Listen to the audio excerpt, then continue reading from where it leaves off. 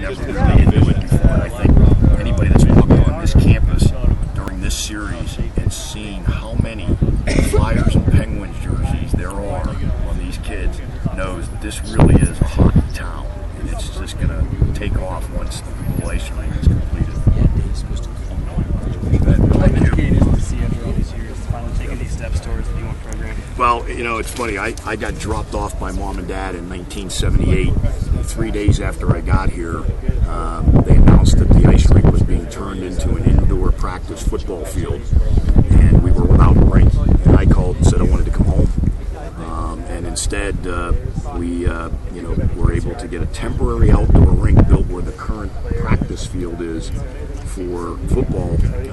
And 2 years later, we got the Greenberg Indoor Sports Complex, which is originally supposed to be a 4,000-seat arena, and we were supposed to go Division I back in 1981. Well, they ran out of money, decided to go ahead and build the building and just make it smaller, and as a result, that never occurred. And then we had 13 formal proposals that we put forth trying to get varsity hockey. And it just never came to fruition until Terry and Kim Pagula stepped forward with this vision. And I'll never forget it. The first time I met with Terry at dinner in 2005, and I told him back then, I said, well, it'd be probably $50 million. He looked at me and said, you're not going to be able to do that.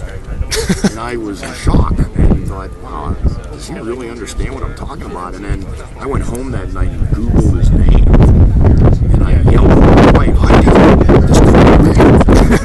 and so it really started this renewed friendship, because Terry and I met when his oldest son came to hockey camp at Penn State, and then he used to come to see our game, brought his family to watch the Icers.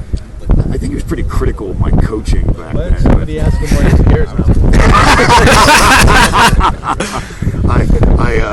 I had a few rounds with referees in my day, but no, the friendships that have been developed, are what's really, a big part of this, because the Pagulas and Cliff Benson and his family and the Battistas and the Kirsches and the Curleys, we all kind of came together and wanted to see this dream come true. And it's been we started this discussion in 2005, so here we are 7 years later, and it's now about to become a reality. When you started those discussions, did you have any idea it'd be this big, or what did they start out as? No, it started off really as a retrofit of the Jordan Center.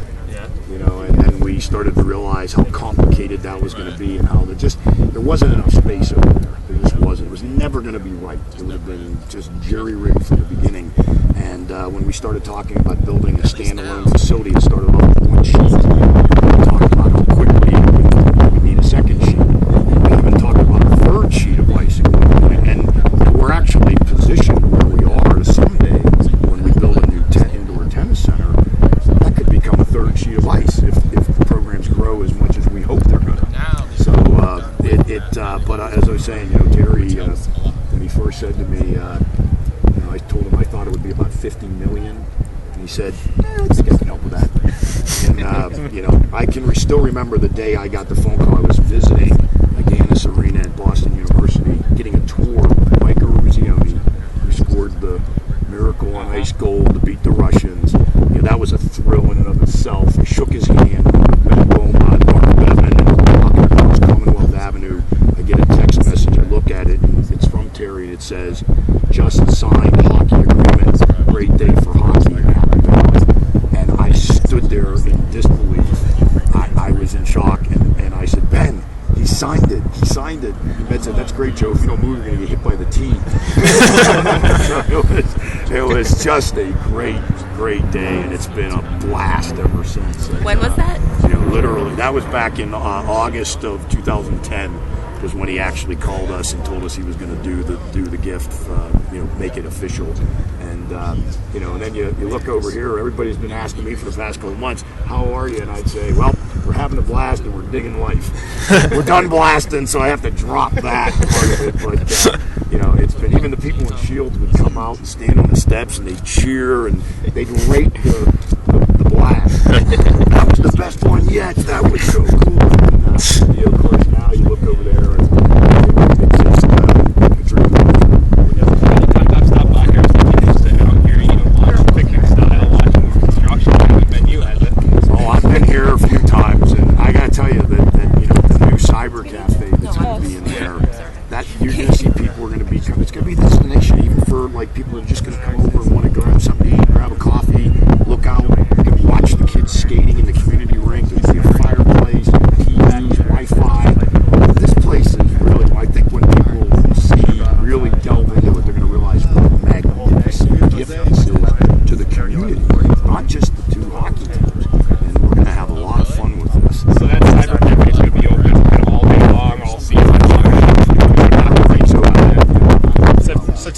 more questions, guys. Okay. I probably don't have to ask this question, but did you go to a ceremony like this in 1981? For the Green Bar? Yeah. No, actually, we weren't, as a member of the team, we weren't invited. All gathered. It wasn't really as big a deal. I do have a program from that day. I still have. But it certainly wasn't anything as a part of this. When you think about this gift, the gift was amazing. Certainly the largest gift ever given Penn State and Penn State athletics, but certainly ranks among the best philanthropic gifts ever. So you had, I know when I had talked to you earlier in the, I guess it was December, you had said something about playing an outdoor game at Beaver Stadium. I know that's your dream. What's the stages of that? Well, I think it'll happen. I just think we want to get the programs up and running and really build the following. So it'll probably still be 3, 4, and 5 years away. Because I think there's a lot of people that would like to see the Penguins play the Flyers. I want to play Notre Dame or Ohio State or Boston College, or we want to play in that game. So but it is